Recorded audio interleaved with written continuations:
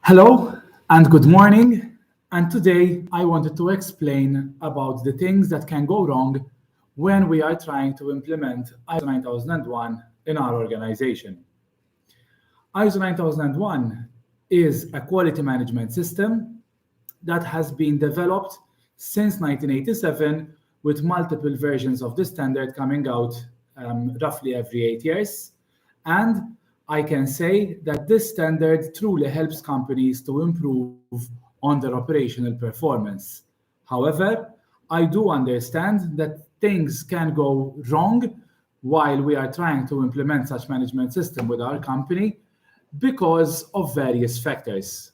And in this video, I would like to explain about 10 things that can go wrong or that could cause us to not have the full benefit of such ISO 9001 certification.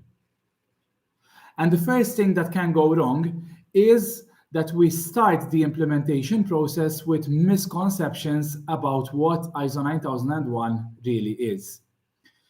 First of all, I wanted to explain that in the previous versions of the standard, in the 2008 version of the standard, in the 2000 version of the standard, it is true that there was much more focus on documentation and about having as many procedures as possible. However, with the latest version of the standard, this mentality has changed, and now the standard is asking us to focus on risk-based approach, where we are only considering the areas that have most impact or most potential negative impact on our business, and therefore it is asking us to focus on these areas. Apart from that, the standard has also been adapted in a way that it is much more suiting to companies of this day and age, whereby we are not only working within the manufacturing industry, but the service industry has blossomed, and therefore the standard has also adapted its requirements to cater for these companies. And finally, with topics such as the internal and external issues and the context of the organization, ISO 9001 implementation has become much closer to actually writing a business plan for your organization. So misconceptions about the actual requirements of ISO 9001 is the first thing that can go wrong. Secondly, a next topic that I would like to speak about is overdoing it with the requirements or documentation. I do consult companies, and sometimes they would have done some work in-house before hiring me. And what I do notice is that when companies are trying to implement ISO 9001 with their own knowledge, they overdo it in the sense that they overcomplicate the requirements and they create so many forms, and most of them would not be an actual requirement for the standard. It might have been that they found the information somewhere on the internet and assume that all the requirements of all types of companies apply for their organization. However, that is not true, and we should make sure that we avoid overdoing it with requirements and documentation, and make sure that we are implementing a system that will actually help our business to improve on its level of quality and also efficiency. The least thing that we want to see when implementing a system is to create a bureaucratic system that, rather than helps our company to grow forward, it sort of drags our company because there is way too much documentation that needs to be done. That was the second stumbling block. The third topic I'd like to speak about is overcomplicating procedures and processes. And mind you, this is something that happens very often. Even when I am trying to create procedures for how I work with my clients, I tend to overcomplicate procedures, because when we are creating procedures for our own work, we tend to consider all the examples and all the outliers and all the particular instances of all clients to try to fit them into the same procedure. It is important that when creating procedures, we design them in a way that they are simple and easy to understand, and that they cater for around 80% of the activities that we do in our organization.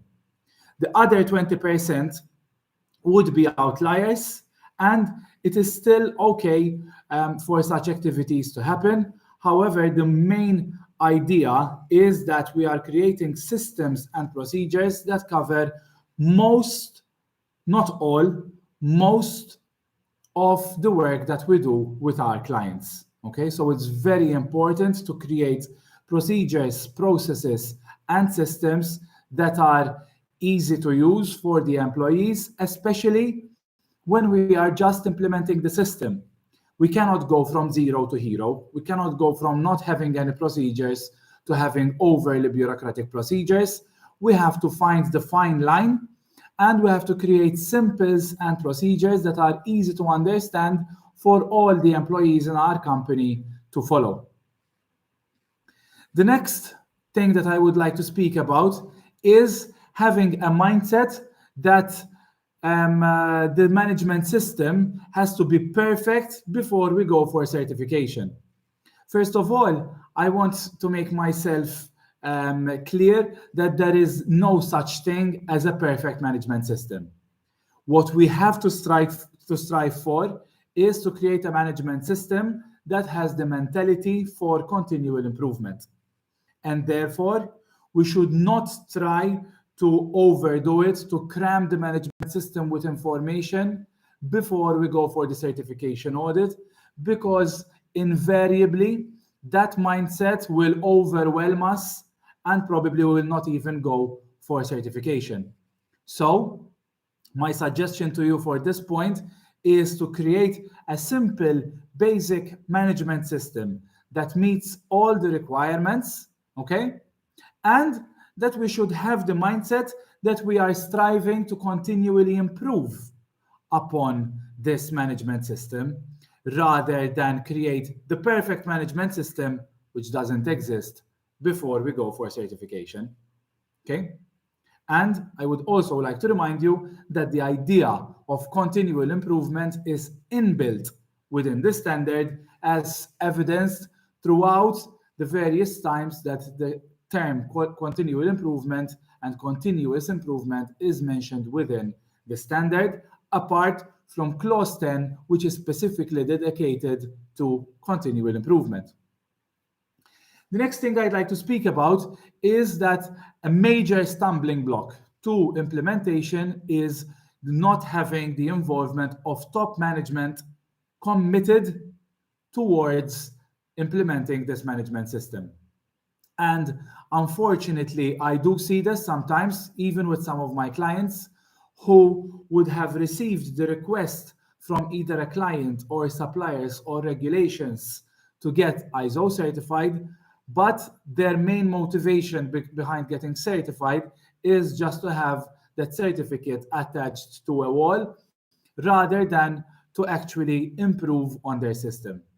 I think that this mentality is a major stumbling block towards implementation, because invariably top management with this mindset will not allocate the resources that are required, both in terms of time and money, to make sure that the company is achieving the full benefit of implementation, and to make sure that the implementation process runs smoothly from start to finish, and even after getting certified, to have the commitment of the management to continually improve the management system year over year after certification.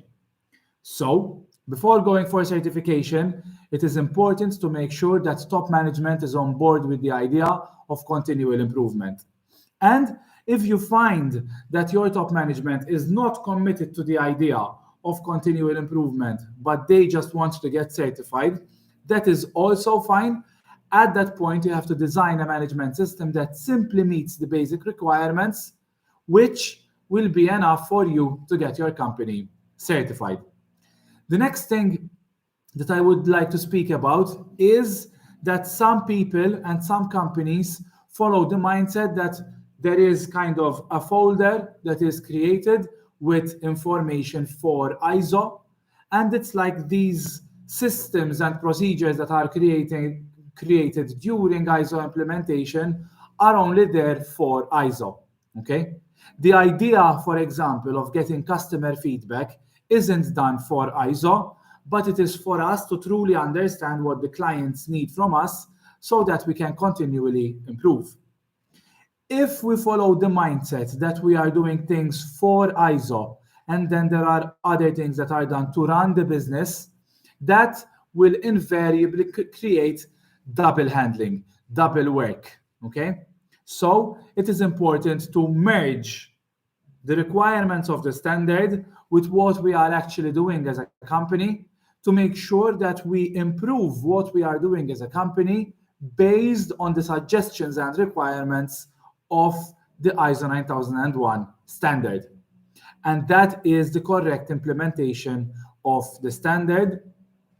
I have never talked to you personally about your organization, but I can tell you that if you are working in a successful company that is growing, then you have more than 80% of the requirements of the standard already implemented within your company. How do I know this? I know this because the standard asks us to do simple things with basic common sense that are required for your organization. And let us not forget that how the requirements are implemented and how they are interpreted for each and every different organization will change depending on the risks that are associated with that particular organization. So, with this, what I wanted to say was that we should not do things specifically for ISO, but rather merge the requirements of the standard with our day-to-day work. And that is how we will get the full benefit of the standard. The seventh topic that I wanted to speak about is that we might have unrealistic time frames for implementation. Okay, sometimes I do meet people and they tell me we would like to get certified within the next couple of weeks because we need the certification for a specific tender. Of course, that is not possible, and I like to tell my clients that they should allow around 6 months' time to get certified. And we need this process, we need 6 months from start of the implementation to the actual certification so that we would have enough time to create the systems and procedures that are needed, to implement the system, to let the systems run for a while, so that when we are doing an internal audit, we are auditing systems that have been implemented with the requirements of the standard in mind. Apart from that, you might also understand that you would need to contact a certification body to get certified, and most certification bodies would not be available within the same day or week. Okay, so we should always allow roughly 1 month from the time where we contact the certification body to the actual date of the certification audit. So having unrealistic timeframes is not beneficial to anyone, and that is one of the principles actually of having a correct management system where we do not operate our business based on firefighting, but rather on strategic planning.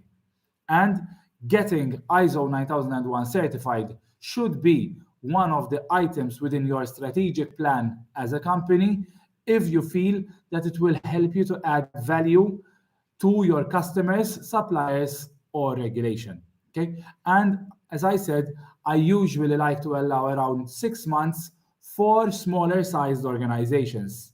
Multinational organizations and companies with more than one site might need a longer period of time, so caution is advisable on that front to allow even more time for the implementation.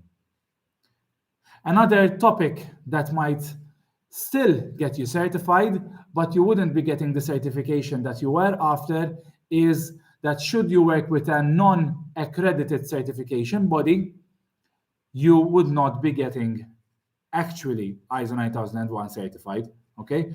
So it is very important that you make sure that you are working with an accredited certification body, such as Lloyd's or Bureau Veritas, okay? And there are many other certification bodies all around the world who are able to provide your organization with an accredited certification. Recently, I've had an experience where one of my clients, before engaging me, was working with a non-accredited certification body. And when their client realized, they decided to stop working with them for the time being. It is good to know that my client only had one client at the time, so effectively they have had to halt the operation of their business until they get certified from an accredited certification body, which is where I came into the picture, and we created management systems that are actually up to the standard required. Usually, when you are working with a non-accredited certification body, the external auditor might also be doing the internal auditing and doing consulting, and effectively the certification, the external auditor will be checking themselves. And naturally, that doesn't make much logical sense, like what we do in accounts, where you would have the accountant and the auditor, who should be a separate firm and a separate individual. If we are working with non-accredited certification bodies, more often than not, these people tend to take over your management system and be doing internal and external audits. That creates a certain conflict of interest, and it is not acceptable within the ISO world. Just a quick word on how certification bodies are accredited.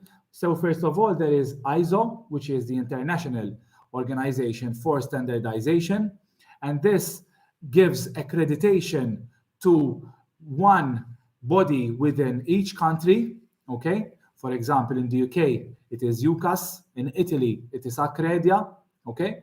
And then these accredited bodies give the certifications to companies to act as certification bodies. And as part of having an accredited certification body, they will be audited by the national authorities, who will be checking that the certification body is carrying out its work in a professional and compliant way. Okay? The ninth stumbling block to the correct implementation of ISO 9001 is employee resistance and culture change. And I know that if you have tried to ever make a change within your organization, excuse me, then I'm sure you understand how much people find it hard to change, okay? And implementing ISO 9001 is not different, okay? So people will most likely resist change, and that is why I like to use the group participative method when I am implementing the standard with my clients, in the sense that I do not like telling people what they should do, but rather I like to speak about a particular problem that might exist in their organization, or about a particular requirement that is not being met. I explain this to the employees and explain the possible implications, for not meeting such requirement.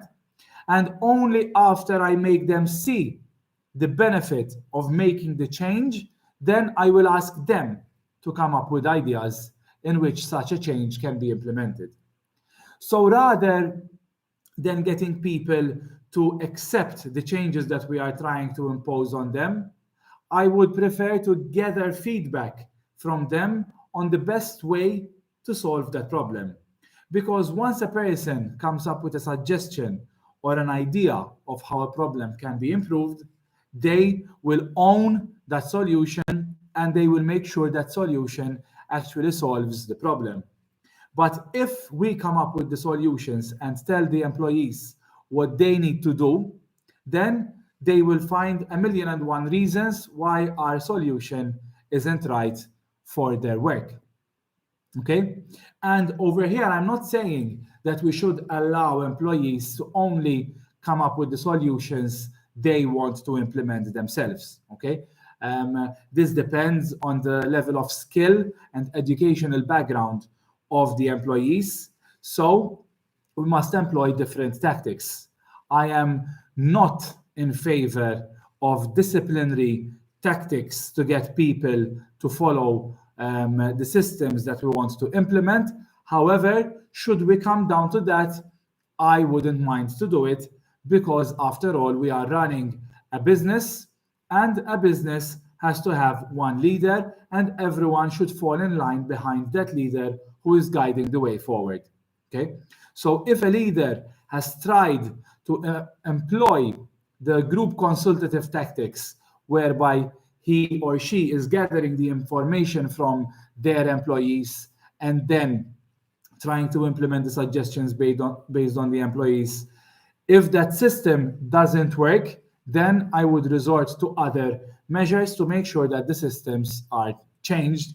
And that is how I approach employee resistance. Okay? And once again, I do believe that people do have a lot to offer, especially when they are working in the process themselves. Okay?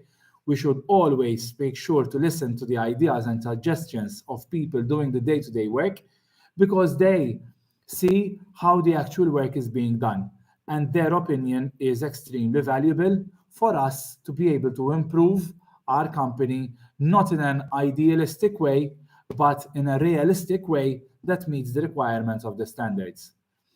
A final thought about employee resistance is that things get harder before they get easier. Okay? So in the first few weeks or months, or possibly even years, change might be hard.